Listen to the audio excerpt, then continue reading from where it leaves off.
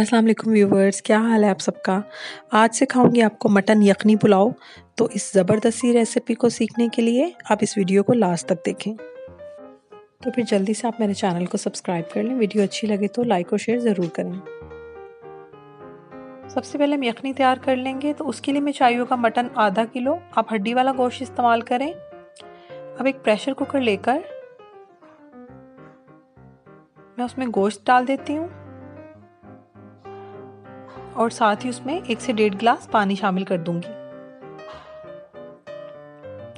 तो अब मैं इसको एक उबाल आने तक पकाऊंगी।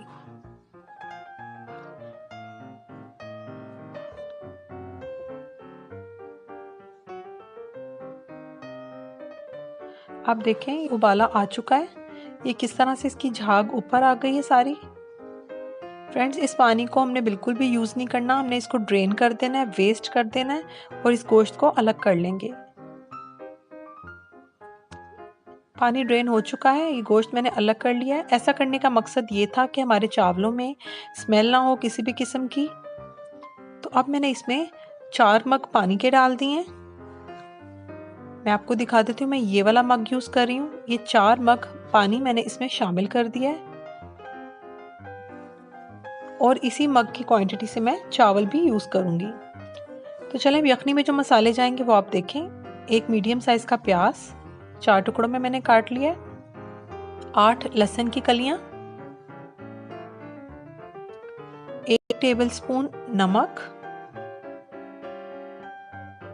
1 टेबलस्पून सूखा साबुत धनिया, 1 टेबलस्पून सफ़ेद ज़ीरा साबुत, 1 टेबलस्पून काली मिर्च साबुत, 2 टेबलस्पून सौंफ, इसके साथ 4 से 5 बादियान के फूल, बड़ी इलायची 2, दालचीनी का टुकड़ा, जायफल और जावित्री और साथ में 6 से 7 लौंगे।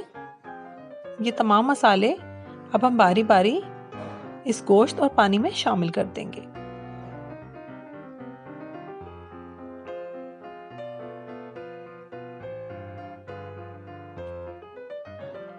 फ्रेंड्स, जब ये सारे मसाले मैं इसमें शामिल कर दूंगी तो मैं इसको अच्छी तरह से 1-2 मिनट मिक्स करने के बाद कुकर को बंद कर दूंगी और तकरीबन 10 मिनट के लिए इसको कुकर में बंद करके पकाऊंगी ताकि गोश्त गल जाए और हमारी यखनी तैयार हो जाए।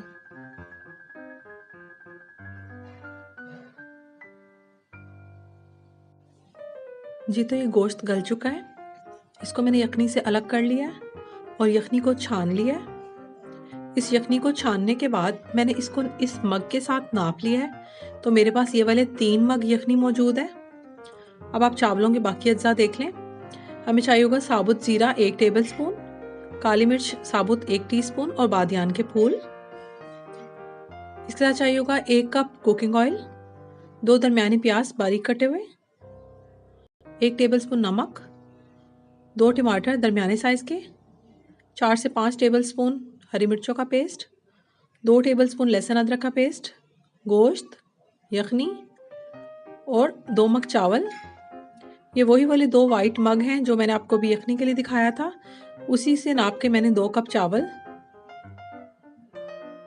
भिगो कर रख दिए थे 20 मिनट के लिए। तो चलिए अब सबसे पहले देगची में कुकिंग ऑयल डालते हैं और अब इसमें प्याज शामिल कर देते हैं। अब मैं इसको गोल्डन ब्राउन होने तक फ्राई करूंगी।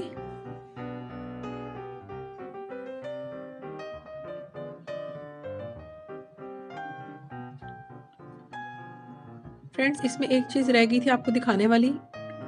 चावलों में दही भी शामिल करना पड़ेगा। तो ये दही होममेड दही है, मैंने खुद घर पे बनाया है। इंशाल्लाह इसकी रेसिपी भी बहुत जल्द आपसे शेयर करूंगी। प्याज गोल्डन ब्राउन हो चुका है। इससे ज़्यादा हमने इसको डार्क ब्राउन नहीं करना। अब इसमें थोड़ा सा पानी शामिल कर देंगे।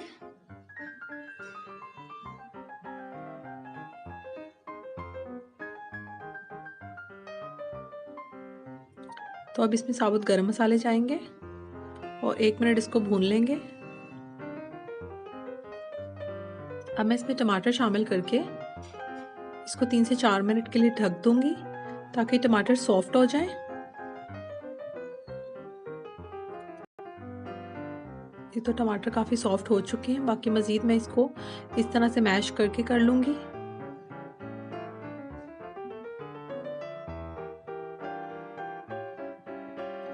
अब हम इसमें अदरक लहसुन का पेस्ट और हरी मिर्चों का पेस्ट शामिल करेंगे और इसको 2 से 3 मिनट मज़ीद भून लेंगे।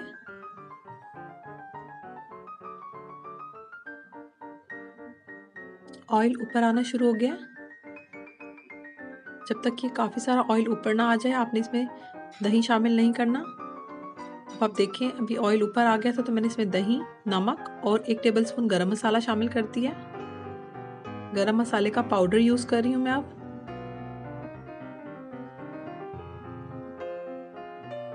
अब आ रही है इसमें गोश्त शामिल करने की।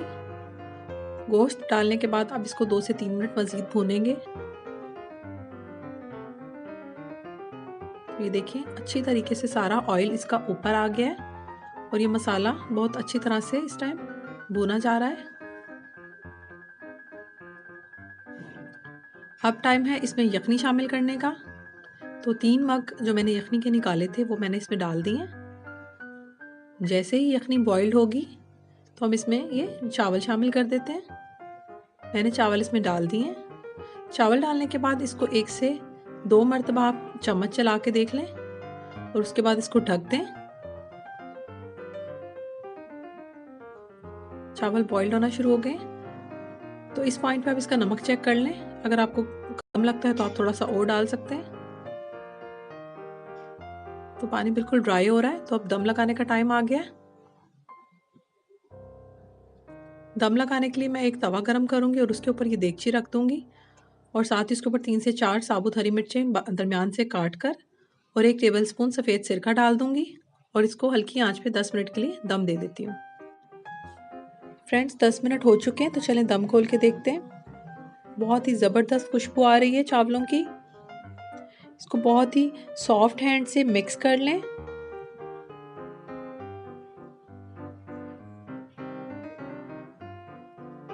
चावल टूट ना जाएं।